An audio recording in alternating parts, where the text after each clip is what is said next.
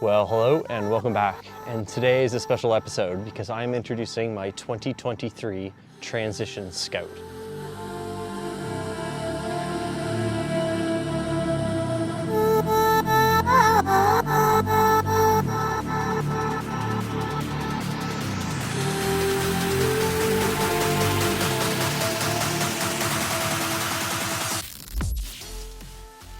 This is going to be my bike for this season and the foreseeable future.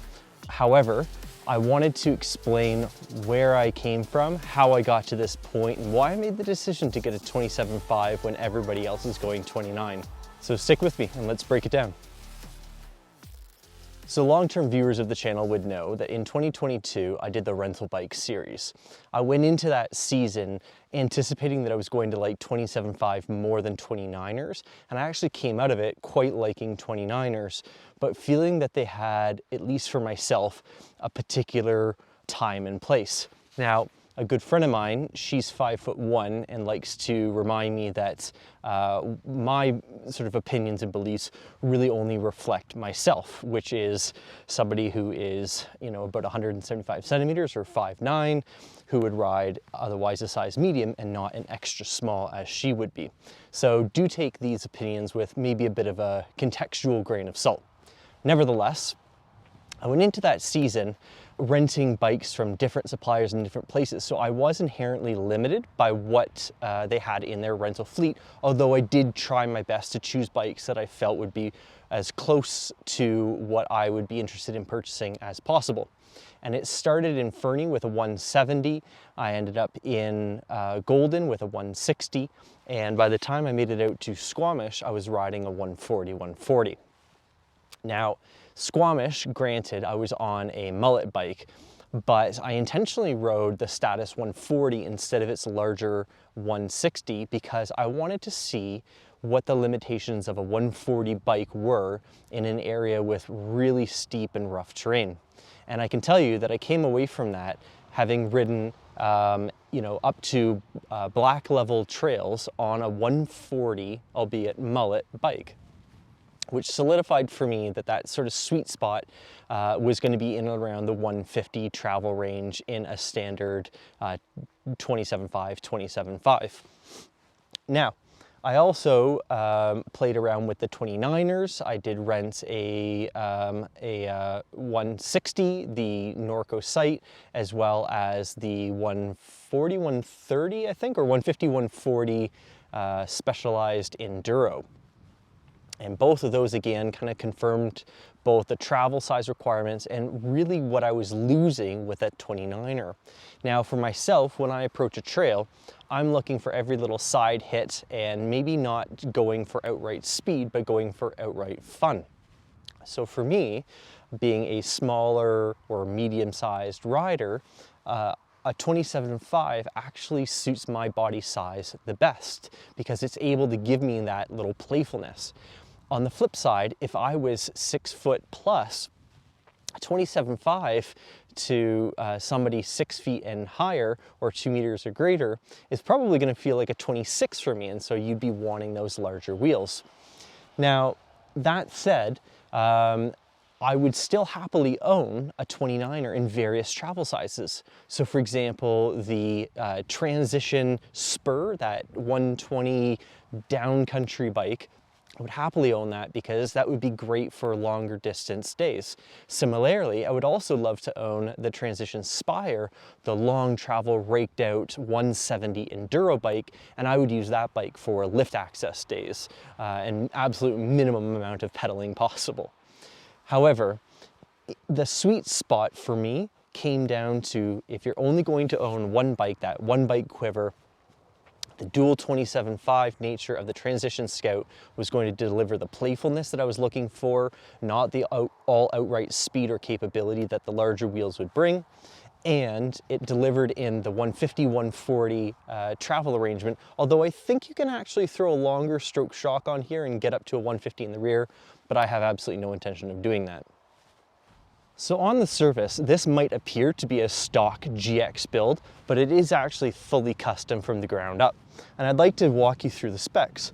So starting here in the front, you'll notice I have the 2022 Plus RockShox Lyric in the 150.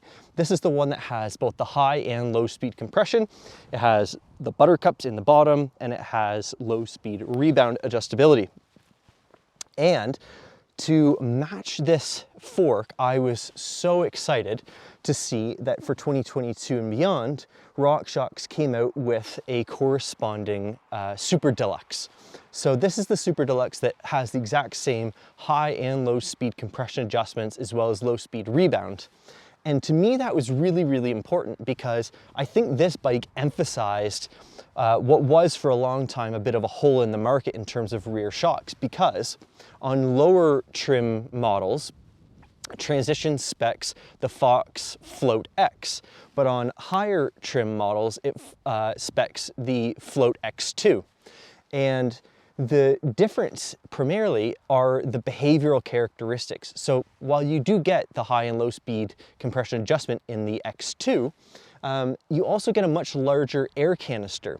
And I can't remember who exactly did it, but there is a video out there that does compare those two shocks back to back, and they talk about the small air volume as being sort of lively and poppy characteristics that I want out of this style bike, where the X2 is going to be a lot more planted and supple and wanting to sort of eat the train that you would expect to see on say like a longer travel enduro bike.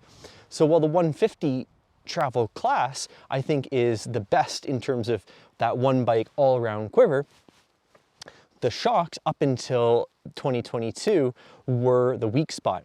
However, now RockShox has that smaller volume Super Deluxe with that adjustability, so you can really dial it in, so you don't have to change the ride characteristics just to get a more adjustable shock.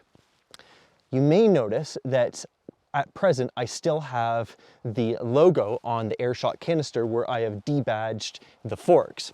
The reason for that is at the time of purchase, there was only the linear canisters available. And Transition does recommend going to a progressive canister, which is what I'm going to do once those are available. When that happens, then I'm going to go ahead and de-sticker the shock reservoir as well. Truthfully, I'm doing that for two reasons. One, I like a clean bike. You may have noticed I've also blacked out the logos here on the tires, but also something that I am acutely aware of is that being that this is a YouTube channel, I think viewers want to know if there is any corporate affiliation.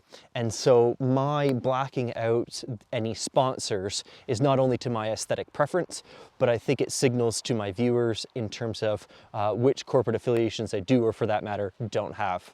So that is the future of that shock. There is going to be a couple more changes. If we circle back up here to the front, you'll notice that for wheel sets, I have a Assegai in the Exo Plus casing, and this is laced to, or mated to, I should say, the WeAre1 Union rims, which are laced to DT Swiss 350 hubs. I've gone with the Union rims, not because I didn't want the Triad in their new Convergence lineup, but because that wasn't available at the time that I was building this up. In fact, it came out only a few weeks later and the price dropped, so I ended up paying a lot of money for these Unions. Nevertheless, they are great wheels. So why did I go with the carbon wheels? A big factor for me is the lifetime warranty. Now, to paraphrase WeAre1's warranty policy, if you manage to break these while riding, they will replace them. However, I do have PT's Mark II valve stems, but this is one item that I'm going to change. Not because I don't like the valve stems, I love it, but again, 60mm was all that the bike shop had available, and so that what was used, but I will be swapping these out for some shorter 42mm. There's no real functional benefit to having the longer stem, and I think it looks kind of weird, but I will get some 42mm on here at some point. Why I went with the DT Swiss front hub? Quite frankly, there are more premium hubs out there with like ceramic bearings, but essentially it's a casing and some bearings. And so I think the DT Swiss has a good track record as well as a great price. So for me, that made sense. Brakes up front are being handled by Code RSCs in a 180mm rotor, as well as a 180 Code RSC out back. Moving up to the cockpit, we have We Are One's bars. Something that I noticed when riding in the rental bike series at Whistler was the extreme amount of hand fatigue that you get coming through the handlebars, going through those braking bumps. So these We Are One carbon fiber handlebars are designed and shaped in such a way as to reduce that vibration transmission. So between the buttercup technology in the fork as well as the handlebars, this bike has already proven to be exceptionally comfortable. I've also gone with the PNW Loam grips. I actually quite like these grips. I didn't think that I would because they have that sort of mushroom style patterning on the inside, but I have found them to be exceptionally comfortable. Now, is that because of the buttercups and the We Are One bars? Perhaps. Nevertheless, I really quite like these. Moving down into the center of the bike, we have a Blackburn bottle cage. This is the plastic one, but it is a side entry. I think it's called the side track. And mounted to that on the other side is the One Up Components 70, so the smaller size of their pump. Inside that pump, I have a CO2 cartridge. So that setup is such that if I burp any air, I can add a little bit of air back to these tires. I also have the One Up Components headset tool with the repair plug in the actual tool itself, so I can also top up the air if I've lost some due to a puncture. And in the event of a full debead, then I have the CO2 cartridge to help reseat the actual tire. So I am equipped both in terms of multi-tool, plug repair, small volume addition, and large volume for reseating. Moving down the bike a little bit further, we have a SRAM GX crank set.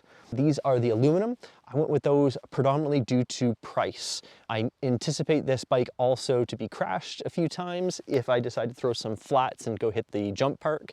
And so I thought that the aluminum cranks would stand up better to having the pedals, wrenching around than maybe the carbon fiber. Again, it was a much better price. On those GX cranks, we have the Crank Brothers Mallet E's. Those are the same pedals that I was running from last year in the rental bike series, so they've now found a home on this bike permanently.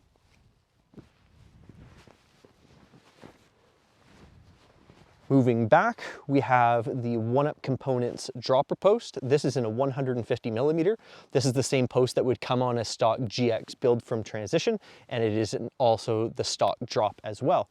Quite frankly, I just don't need more drop than 150 millimeters for my height. Fits me perfectly fine.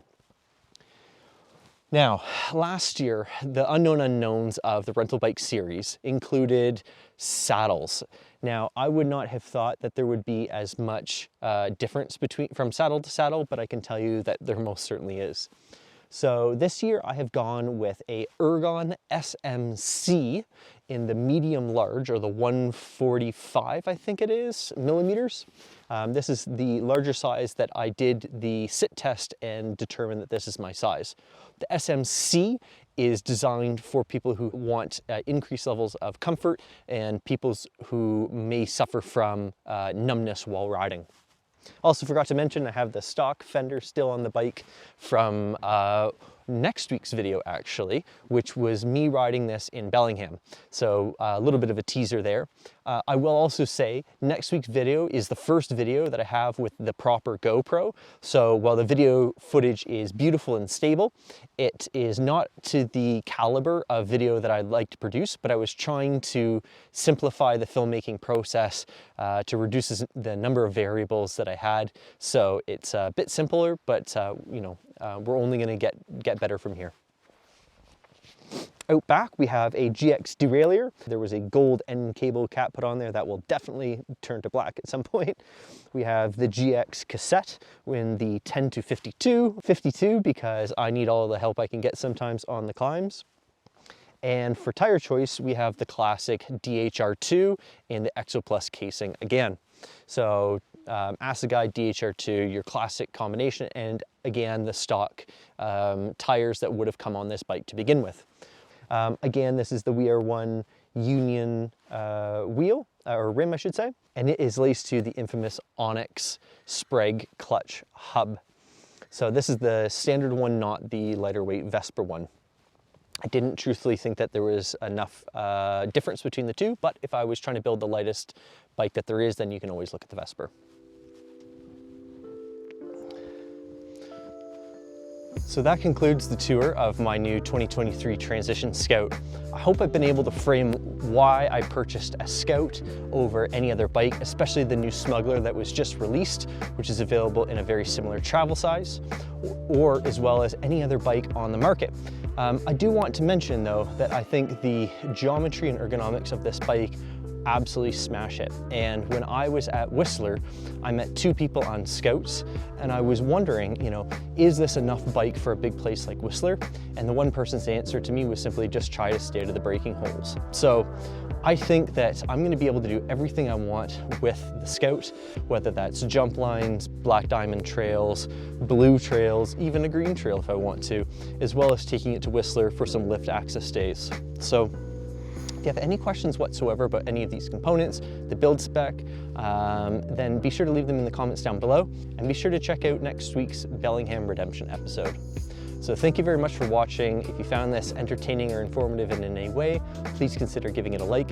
And if you aren't already subscribed, please consider doing so. I know right now this channel is featuring a lot of product reviews, but I promise I have big plans for 2023, and that announcement video is coming in 2 weeks' time. So stay tuned. So for now, thank you very much for watching. I sincerely appreciate it. You take care, and bye for now.